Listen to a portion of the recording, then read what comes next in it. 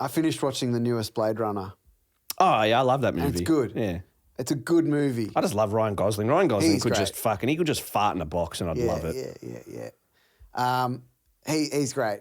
And it is a good movie. It's one of those movies where like the visuals are so impressive that like it's like how do you even think of this being this You've good? seen the first one? Yeah. Do you like the first one? Have we ever talked It's about okay. Blade We Runner? watched it in high school. Yeah. Have you seen it recently? No. I never watched it until about 6 months ago.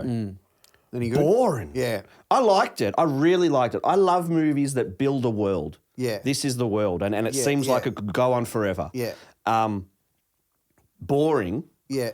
And have you ever come across the controversy about the different endings? Have you Maybe ever they've seen made like 5 different versions of that movie. Yeah, exactly. Extended cut, director's cut, Yeah. real cut, fucking this. Yeah. Because I watched the one on Netflix where Harrison Ford narrates the movie. Yeah. Oh, yeah. I think we have talked about this. Yeah. And they hated it. They didn't like the narration. Neither the director, I forget his name, Ridley Scott, or Harrison Ford. Both didn't like. Yeah, because it was just because they made the movie and then the people in charge are like, Yeah, people aren't going to know what's going on. Yeah, we talked about this. Okay, yeah. But no, I don't remember. Which one did we watch in high school? I think there was narration in that as well. I didn't watch it in high school. I watched it for the first time 6 months ago. Yeah, right. Okay. And then me and Frank did our English class. We watched it. Yeah, and then the ending of Blade Runner is, in my opinion, the good ending of Blade Runner is that Harrison Ford is a human. Okay. And the robot has taught the human about having some goddamn humanity. Yeah. Whereas in the twist now, the Shyamalan he's a twist is that he's a robot too. And like, for me, that's fucking pointless because the point of the story for me was that a robot taught a human about humanity. Yeah. Whereas if he's a robot has taught a robot about humanity. Yeah. I don't give a fuck about a robot. I'm not a robot. Like there's no attachment there. Yeah. Anyway, sorry. Yeah, nah, all good. But it's just one of those movies where The new one. Yeah, like the visuals are so impressive, and I always read like Metacritic after I've watched a movie just to see what all the critics thought of it. The critics piss me off. They're all fucking the time. dumb, but they're always wrong. I think some of them are so fucking wanky that they can't see past their own.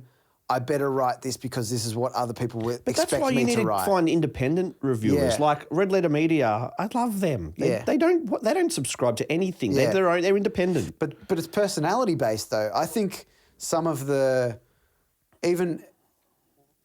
I sometimes see reviews that I don't expect from certain publications or whatever. I'm like, I didn't expect them to say something like that. And they're the ones that I'm like, that's good. They actually had a fucking thought and put it onto paper. But it's the ones that are so like blindsided by who the director is or like that it is Blade Runner, and it's like, ooh, I didn't think they could follow this up, but you know what? They bloody did. And it is a good movie, but some people give it 100. Like, how can you give that movie 100? It's not perfect. Some actual critics or audience? Some critics. Yeah, well, it's not fucking 100. Correct. It's like... That's my thing. It's like, how can you give it 10 out of 10? What would you give it? I know your ratings are fucking an 8. stupid, but... I gave it an 8. Yeah, I would... It's a good story. It has tension and release. Like, I like that when something builds up to a point now that you finally understand at the end, blah, blah, blah. That's good. I'm probably a little bit less than an 8.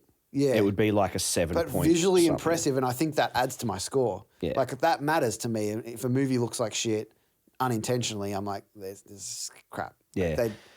I liked it also because Harrison Ford... His character's good. His character's good. He actually acts properly as an old person. That's what I mean. He's actually maybe interested in doing Correct. it. Like you watch him on Star Wars I know, and it's he like, doesn't give a he doesn't fuck. want to be Yeah, there. yeah.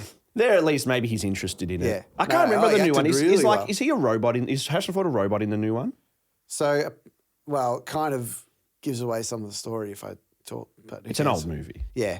Well, Spoilers you find for- out that he has a child. So that And really, it's not Harrison. It's not Ryan Gosling. No. Yeah, because that's the thing. I was he gets thinking. implanted with this memory. Yeah. That the daughter makes. Yes. And the daughter's Yes.